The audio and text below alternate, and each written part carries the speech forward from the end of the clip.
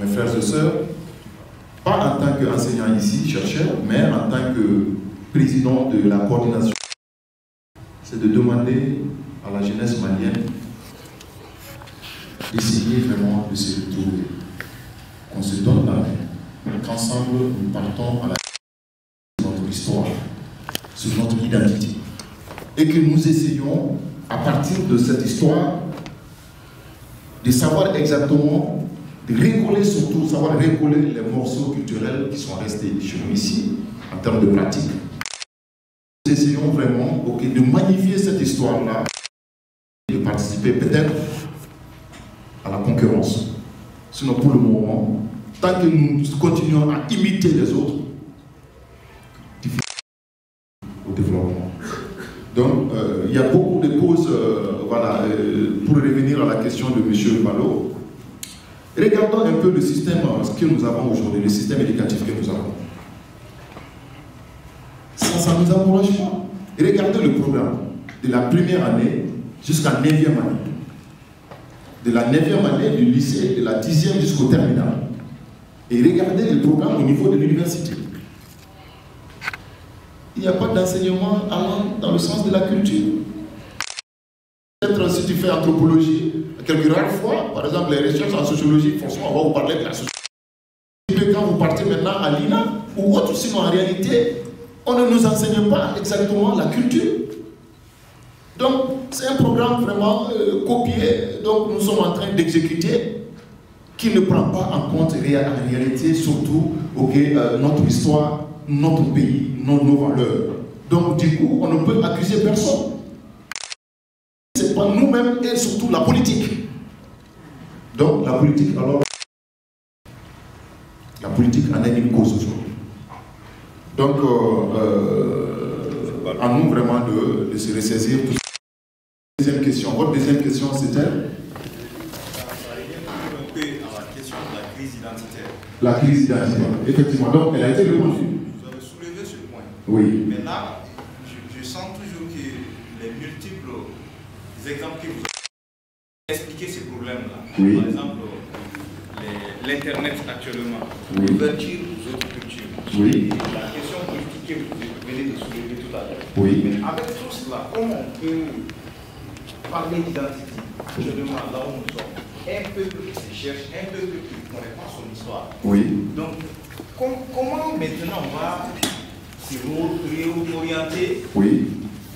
Vous avez dit partir à la recherche de la vérité. Oui. Quelqu'un qui ne se connaît pas. Donc, comment il va faire maintenant pour poser son identité? C'est très simple. Ah, ok, d'accord. J'aimerais bien, après vous allez répondre aussi, j'aimerais bien, étant jeune, être sur les réseaux sociaux, Facebook, Instagram et consorts. Et vous regardez autour de à peu près 140 000 personnes sur Facebook qui nous suivent. En fait, c'est une réalité.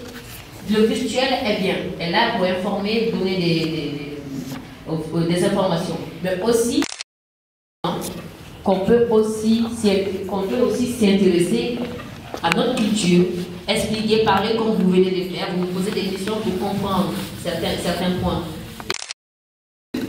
Dans les familles aussi. C'est très intéressant qu'on en parle. Donc je voulais juste... Monsieur Ballot, effectivement, c'est vrai, le problème est réel.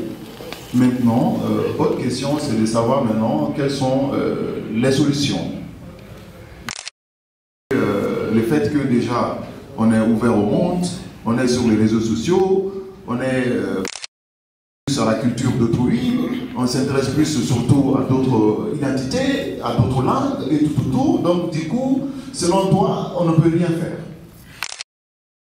Il n'est jamais trop tard pour mieux faire.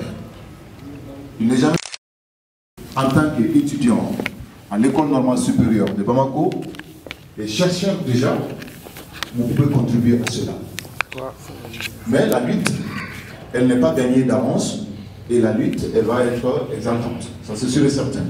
Mais comment? C'est en communiquant.